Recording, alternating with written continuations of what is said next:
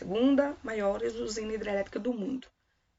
Temos a bacia do Orinoco, lá nos Estados Unidos, e temos as planícies litorâneas, né? Em todo o litoral, tá? Leste e oeste, que formam as bacias da costa atlântica, tanto nos Estados Unidos quanto aqui no Brasil. Então, vamos lá. A hidrografia é o nome que nós damos à porção de água que existe sobre o planeta. Como nós estamos falando da América, vamos conhecer um pouquinho sobre como é que é a distribuição da água no continente americano. Será que essa distribuição ela é homogênea? Ou será que teremos áreas em que a quantidade de água é menor? O que vocês acham? Então, segue comigo. Ó. Eu tenho, então, as áreas de planície são mais propícias, né, para a existência, né, de rios que a gente chama navegáveis. Concorda comigo? E também áreas agrícolas. Por quê? Para o cultivo do alimento, o homem precisa primeiro do solo, né? Esse solo tem que ter fertilidade, ou ele precisa ser melhorado, quando ele não é. E precisamos da água, um fator, um elemento primordial. Sem água, o alimento não cresce. Então, o homem, desde que ele surgiu sobre a Terra, ele procura usar, né, as áreas mais planas por causa da facilidade do manuseio e também do uso hoje das máquinas e implementos agrícolas modernos que existem que podem, numa região plana, serem usados. Plantadeira, colheitadeira, niveladeira, áreas de irrigação. Áreas montanhosas, isso já não é possível. Então, veja, as áreas planas que a gente tem na América, em toda a América, são áreas drenadas, porque são áreas onde eu vou ter rios, e são áreas por causa da drenagem, ou seja, da existência da água que irriga grandes extensões, são áreas também muito aproveitadas para a navegação e para o cultivo, né, agrícola, ok? Então, áreas de planície são propícias para o desenvolvimento do transporte hidroviário, como é o caso aqui, ó, na região amazônica e aqui também nessa região dos Grandes Lagos, tá vendo aqui, ó, Baía de Hudson e aqui também, ó, Lagos, região dos Grandes Lagos.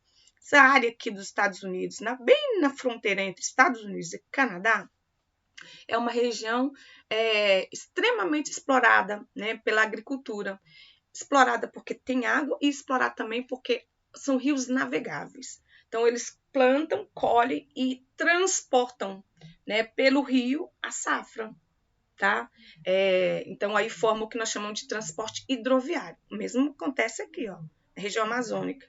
Aqui na região amazônica você tem pouquíssimas rodovias. Você vai ter nessa região que é a margem do rio Amazonas, os seus afluentes e subafluentes, hidrovias. Então, o leito do rio, ele é por onde os barcos, as embarcações náuticas, elas circulam, transportando produtos, mercadorias e pessoas. É muito interessante, né? As pessoas não têm carro, elas têm barcos. Se moram em regiões perto uma das outras, usa canoa, um barco a motor, ou, né, embarcações maiores, como se fosse um ônibus, como se fosse, né, um trem, mas que são barcos transportando pessoas, transportando mercadorias. Então, o relevo nessas regiões mais planas possibilita também na agricultura o uso de maquinário, como eu falei, tá?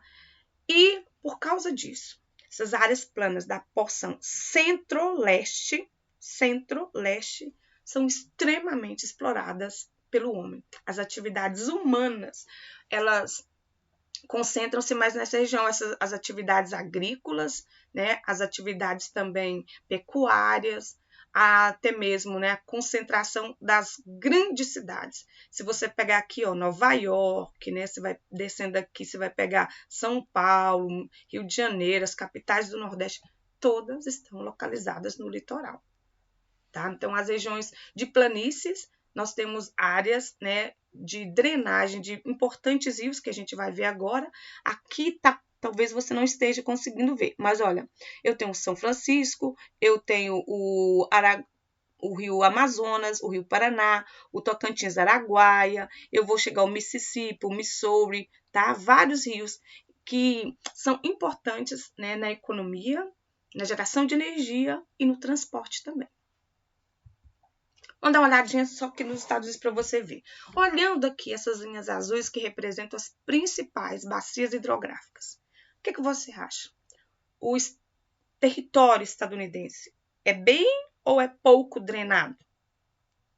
Isso mesmo, é bem drenado, porque isso aqui são os rios principais. O que é um rio principal? Aquele maior na região. E é claro que não existem só eles. Eles são os maiores, eles recebem a água dos afluentes e dos subafluentes, que são rios menores. Então, se você perceber, aqui na região das grandes montanhas é onde eu vou ter um espaço com menos drenagem, com menor quantidade de... Né, não há um rio específico aqui, mas você vê que o Columbia passa e vem para cá, o Colorado também. Então, aqui são os principais, ó, Missouri, Mississippi, né? Olha o Mississippi, aquele que tem mais de 3.000 quilômetros, ele vai do norte ao sul, do território, no sentido norte e sul. Connecticut, né? Tennessee, né? São alguns nomes talvez mais conhecidos. Sacramento, Columbia, Missouri, o Yellowstone, tá? São os rios importantes aqui, né? Que cobrem todo o território dos Estados Unidos. Aqui para você ver uma imagem real. Como eu falei para vocês, rios navegáveis. Você consegue ver rios de planícies. Olha a extensão e é a margem deles que se constrói os portos, como você está vendo aqui, e aqui embarcações transportando, então, safras agrícolas, tá? Que vão ser, né, levados para outras regiões dos Estados Unidos ou para outras áreas do mundo. Aqui no Brasil, um rio também navegável, que você está vendo, região de planície, uma área extremamente agrícola, que é o estado do Mato Grosso, a capital Cuiabá, né? O rio chama Cuiabá, ele passa, né, como você está vendo aqui no meio da cidade, a capital Cuiabá, e é um rio extremamente navegável também. Falando do Brasil, então, dando uma olhadinha aqui que você já estudou ano passado, mas para recordar que nós temos 12 grandes, importantes bacias hidrográficas, né? Cada uma delas aqui numa cor, e você vê que a maior bacia é essa, a bacia amazônica, que tem como principal rio o Amazonas, que nasce no Peru, tá? E depois ele nasce no Peru, na Cordilheira dos Andes, olha que interessante, no degelo da Cordilheira dos Andes, depois ele entra, né? Entra aqui no território brasileiro, vai desaguar aqui, ó, bem nessa, a foz dele é bem aqui, né, entre o estado do Macapá e do Pará, tá? Temos a nossa bacia aqui, ó, da nossa região, a bacia do São Francisco, que nasce bem aqui na Serra da Canastra, olha o nome, Serra da Canastra, lembra que eu falei? Os rios nascem em regiões elevadas e vão escoando ou escorrendo, né, para as regiões mais planas. Nasce aqui na Serra da Canastra, vai no sentido norte, né, do estado de Minas, passa por 9 estados aqui do...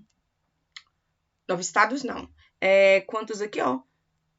5 estados e chega aqui no Oceano Atlântico.